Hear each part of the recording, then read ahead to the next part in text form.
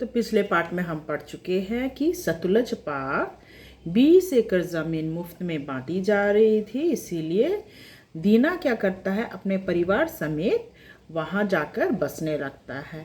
अब वहाँ पर वह काफ़ी खुश था, अच्छी फसलें हो रही थी, मगर क्या है, मन में लालच तो बढ़ता ही गया। तो एक दिन एक सौदागर आया हुआ था। सौदागर के मुंह में वह सुनता है कि काफ़ी दूर वहाँ पर नदी पार क्या है, ढेर सारी ज़मीन खाली पड़ी हुई है और ज़मीन भी काफ़ी उर्वर है। तो उसके मन में लालच आता है। तो एक दिन क्या है, वह अपने साथ एक आदमी को लेकर वो वहाँ का जो ज़मीन है उसे देखने चला जाता है। साथ में वह क्या करता है, कुछ मतलब खाने की वस्तु, मिठाइयाँ एवं कपड़े लेकर वह चल पड़ता है। जाते जाते उसे वहाँ पहुँचने में 7 दिन लग जाता है और वहाँ पर वह कोल प्रदेश में जाकर पहुँचता है। कोल का जो सरदार है वहाँ पर उससे मिलता है और वहाँ पर वह काफ़ी खुश होता है। वहाँ की ज़मीन देखकर उसे ऐसा लगता है सचमुच यहाँ की जो ज़मीन है काफ़ी उर्वर है। आगे हम पढ़ेंगे, पेज नंबर 112 खोलोगे। कुछ देर बाद कोलों का सरदार दीना से मिलने के लिए आया। सभी लोग अपने सरदार के स्वागत के लिए चुपचाप खड़े हुए थे। कोल सरदार आते हैं, सभी उनका स्वागत करते हैं। दीना ने समझ लिया कि यह कोलों का सरदार है। जब देखते हैं कि सब खड़े होकर उसका सम्मान दे रहे हैं तो यह भी समझ गया कि वह कोलों का सरदार है। उसने दुभाषिए की ओर देखा। दुभाषिए ने बताया कि यह कोलों का सरदार है। दीना ने तुरंत एक बढ़िया कपड़ा, जैसे ही पता चला कि वह कोलों का सरदार है, वह क्या करता है, एक बढ़िया कपड़ा, चाय का टिप्पा और मिठाई जो है सरदार को भेंट करता है। भेंट पाकर सरदार मन ही मन मुस्कुराया और बैठ गया। तो मन ही मन क्या है, सरदार मुस्कुराता है, वहाँ बैठ जाता है। रात्रि में दीना के स्वागत में दावती हुई। तो अब क्या है, रात को भोज होता है, सब बहुत अच्छा भोजन खाते हैं। बातों ही बातों में दीना ने सरदार से अपने आने का प्रयोजन बताया। फिर वो क्या करता है, ये बता देता है कि वह किस लिए यहाँ पर आया है। उसने सरदार से कहा, मैं चाहता हूँ कि ज़मीन के कागज भी पक्के बन जाए। तो वह कह देता है वो ज़मीन खरीदने के लिए आया है और उसके लिए ज़मीन के कागज भी बन जाए।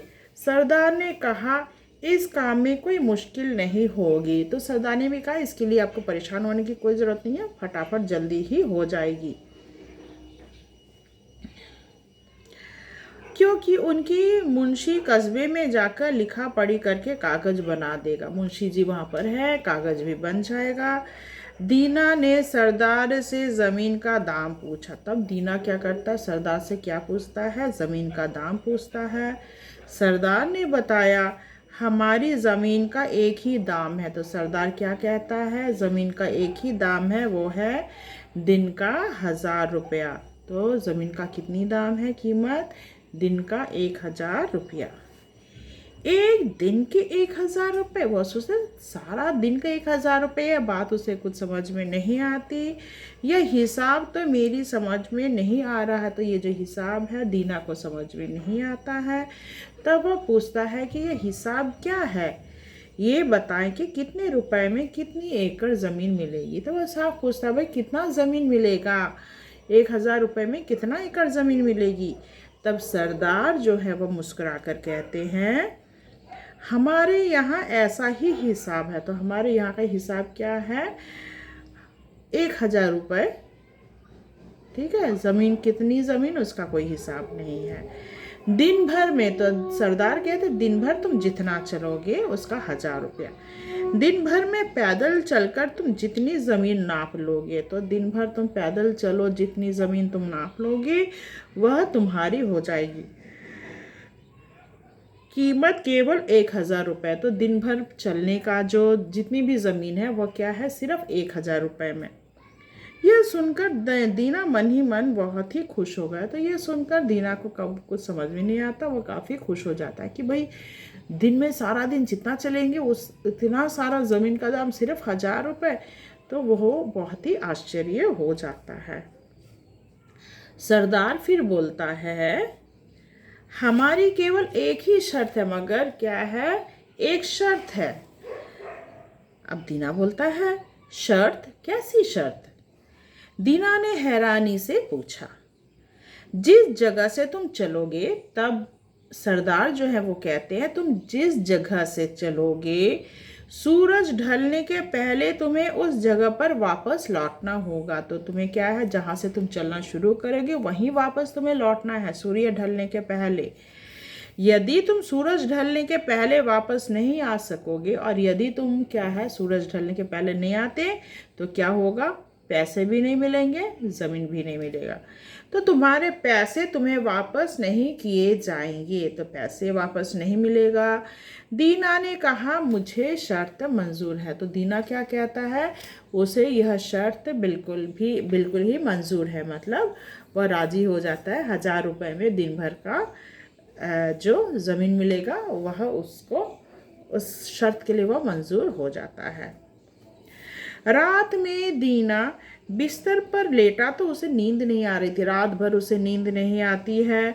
वह अगले दिन की कल्पनाओं में खो गया, मतलब अगले दिन वह क्या करेगा उसके बारे में सोचकर उसे काफ़ी गुदगुदी हो रही थी। तो रात भर उसे नींद नहीं आती। वह सोचने लगा, दिन भर में 60 किलोमीटर ज़मीन तो बड़ी आसानी से चल लूँगा। तो वह सोचता, दिन भर में क्या है, मैं 60 किलोमीटर चल लूँगा, क्योंकि आजकल तो दिन भी लंबे होते हैं। गर्मी का मौसम था ना, दिन भी लंबा है, तो 60 किलोमीटर वह सोचता है वह चल लेगा। अच्छी किस्म की ज़मीन पर खेती करूँगा और घटिया ज़मीन बेच दूंगा। जो अच्छी ज़मीन है वो रख देगा, जो घटिया ज़मीन है उसे वह बेच देगा। कुछ ज़मीन जो है वह बटाई में दे दूंगा, और कहता है कुछ ज़मीन क्या है वह बटाई में दे देगा, दूसरों को दे देगा। फिर वह कुछ बैल खरीद लूँगा, 2-4 नौकर चाकर भी रखने पड़ेंगे। फिर वो क्या है, बैल तो रखेगा ही, साथ में नौकर चाकर भी रखेंगे, कोई दिक्कत नहीं होगी। फिर क्या, देखते देखते मेरे दिन भी बदल जाएंगे। तो अगर मेरे पास 60 किलोमीटर ज़मीन होती है, तो क्या है, मैं नौकर चाकर रख लूँगा, बैल पाल लूँगा, कुछ ज़मीन में क्या है बेच डालूँगा। जो बुरे ज़मीन है, जो उर्वर ज़मीन है, उसे रखकर बाकी जो ज़मीन है जो बंजर है उसे मैं बेच डालूँगा, कुछ ज़मीन बटाई पर दे दूँगा। इस तरह की कल्पनाएं करते करते क्या है, रात बीत जाती है। ठीक है, तो आशा करती हूँ आपको यहाँ तक समझ में आया होगा। बाकी मैं आपको नेक्स्ट पार्ट में समझाऊँगी। धन्यवाद।